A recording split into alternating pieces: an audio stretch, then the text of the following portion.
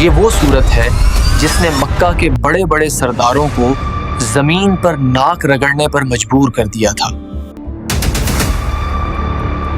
محمد تو بہک گیا ہے، یہ قرآن اس کا اپنا لکھا ہوا ہے، یہ کسی جادو کا اثر ہے۔ اگر ہم نے کچھ نہ کیا تو محمد کا یہ پیغام بہت دور تک جائے گا، ہماری سرداری، ہمارے رسم و رواج سب بدل جائیں گے۔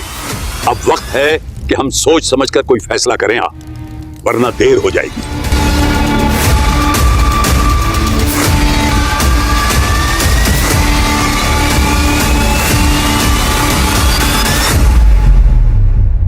یہ بات ہے اس شخص کی جو زمین پر کھڑے ہو کر آسمانوں کے راز دیکھ آیا۔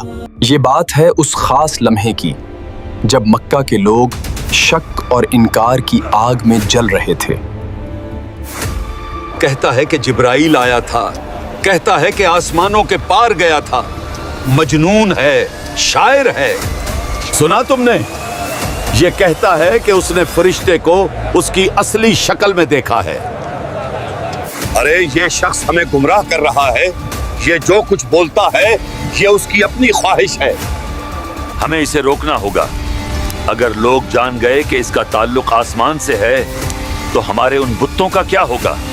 مکہ والوں کو لگتا تھا کہ نبی محمد قرآن سنا رہے ہیں، وہ یا تو شاعری ہے یا ان کی اپنی سوچ یا وہ راہ بھٹک گئے۔ ویسے تو ہم سورۃ النجم نمازوں میں سنتے ہیں، امام صاحب پڑھتے ہیں والنجم اذا ہوا، ہم سنتے ہیں، واہ واہ کرتے ہیں، لیکن زندگی میں ایسے مواقع بہت کم آتے ہیں جب کوئی یہ بتاتا ہے کہ جب یہ سورہ پہلی بار مکہ میں پڑھی گئی تھی تو وہاں کیا قیامت آئی تھی، اور اس کا اثر ایسا تھا کہ دشمن بھی سجدہ کرنے پر مجبور ہو گئے۔ آخر اس صورت میں ایسا کیا تھا؟ اللہ نے ٹوٹتے ہوئے ستارے کی قسم کیوں کھائی؟ اور کیا واقعی نبی کریم صلی اللہ علیہ وسلم نے جبرائیل کو دیکھا تھا؟ جانیے اس ویڈیو میں۔ یاد رکھیں، یہ وہ زمانہ تھا جب مکہ میں مسلمان بہت کمزور تھے، چھپ چھپ کر عبادت ہوتی تھی، کفار مکہ کا پروپیگنڈا زوروں پر تھا۔ وہ کہتے تھے کہ محمد صلی اللہ علیہ وسلم بہک گئے ہیں۔ یہ قرآن اس کی اپنی بناوٹ ہے یا کسی جن جادو کا اثر ہے؟ یہ جو کہتا ہے جبرائیل، وحی وغیرہ، یہ سب اس کے دماغ کا اپنا فطور ہے۔ نعوذ باللہ۔ ایک دن حرم شریف میں قریش کے بڑے بڑے سردار جمع تھے۔ محفل جمی ہوئی تھی، باتیں وہی پرانی، اسلام کو کیسے ختم کیا جائے۔ اچانک ایک آواز گونجی، والنجم اذا ہوا۔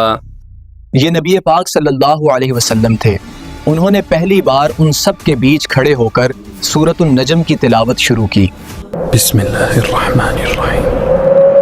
والنجم اذا هوى ما ضل صاحبكم وما غوى وما ينطق عن الهوى إن هو إلا وحي يوحى۔ مکہ والے جو ہمیشہ شور مچاتے تھے تاکہ قرآن کوئی سن نہ سکے، اس دن ان کے منہ پر تالے لگ گئے، وہ چاہ کر بھی بول نہ سکے، سناٹا چھا گیا۔ کیوں؟ کیونکہ یہ سورت سیدھا ان کے الزامات کا جواب تھی۔ آئیے اب اس سورت کو سینیمیٹک انداز میں سمجھتے ہیں۔ سب سے پہلے اللہ نے فرمایا، قسم ہے ستارے کی جب وہ نیچے آتا ہے۔ غور کریں، اللہ نے یہاں سورج یا چاند کی قسم نہیں کھائی بلکہ نجم یعنی ستارے کی قسم کھائی۔ کیوں؟ عربوں کے لیے ستارے جی پی ایس کا کام کرتے تھے۔ رات کے اندھیرے میں جب وہ راستہ بھٹک جاتے تو ستاروں کو دیکھ کر راستہ ڈھونڈتے تھے، ستارہ انہیں رہنمائی دیتا تھا۔ اللہ نے فرمایا، اے لوگو، تم ستاروں سے راستہ لیتے ہو، لیکن میرا نبی وہ ستارہ ہے جو کبھی راستہ نہیں بھٹکتا۔ اگلی ہی آیت میں اللہ نے ان کے پروپیگنڈے پر براہ راست وار کیا۔ ما ضل صاحبكم وما غوى۔ تمہارا ساتھی نہ گمراہ ہوا ہے اور نہ ہی بہکا ہے۔ یہاں غور کریں کہ اللہ نے محمد صلی اللہ علیہ وسلم کا نام نہیں لیا بلکہ فرمایا صاحبکم۔ اللہ انہیں یاد دلا رہا ہے، اے لوگو، یہ کوئی اجنبی نہیں۔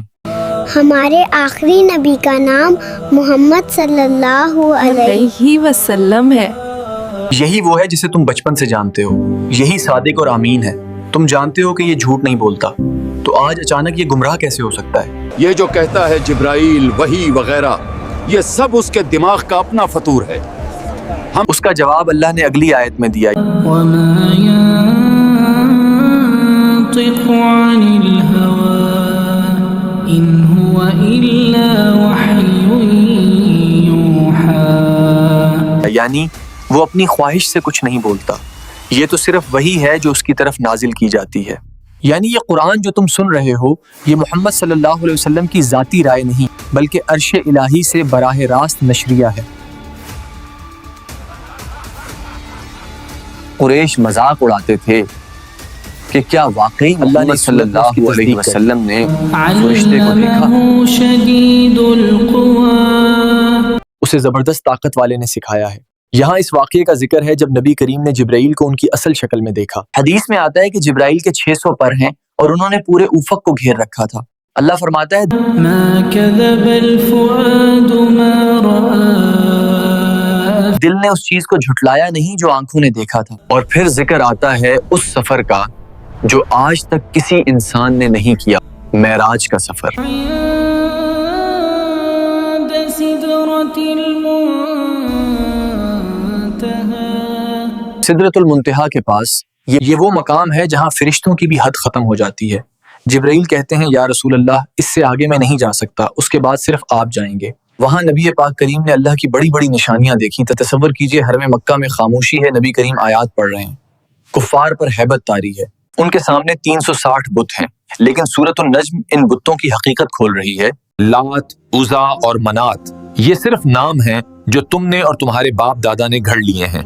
پھر آتی ہے آخری آیت، ایک حکم، ایک دھماکہ۔ فاسجدوا لله واعبدوا، بس اللہ ہی کے لیے سجدہ کرو اور اسی کی عبادت کرو۔ جب نبی کریم نے یہ آیت پڑھی اور سجدہ کیا تو وہاں موجود ہر شخص، چاہے مسلمان ہو یا مشرک، سب کے سب سجدے میں گر گئے۔ اس لمحے قرآن کی تاثیر اتنی شدید تھی کہ عقل خاموش ہو گئی اور روح سجدے میں چلی گئی۔ صرف ایک شخص امیہ بن خلف یا بعض روایات میں ولید نے مٹی اٹھا کر پیشانی سے لگا لی اور کہا میرے لیے یہی ہی کافی ہے۔ سوچئے وہ منظر، دشمنان اسلام جو قتل کرنے آئے تھے اللہ کے سامنے جھکے ہوئے تھے۔ یہ طاقت ہے سورۃ النجم کی، لیکن سوال وہی ہے، 1400 سال پہلے کی یہ سورہ آج ہماری زندگی میں کیا کام آئے گی؟ آج ہم ایسے دور میں جی رہے ہیں جہاں ستارے یعنی سیلیبریٹیز اور انفلوئنسرز ہمیں گائیڈ کرتے ہیں، ہم ان کے پیچھے چلتے ہیں چاہے وہ ہمیں گمراہی میں لے جائیں، لیکن سورۃ النجم ہمیں یاد دلاتی ہے کہ اصل ستارہ، اصل رہنما صرف نبی صلی اللہ علیہ وسلم ہے۔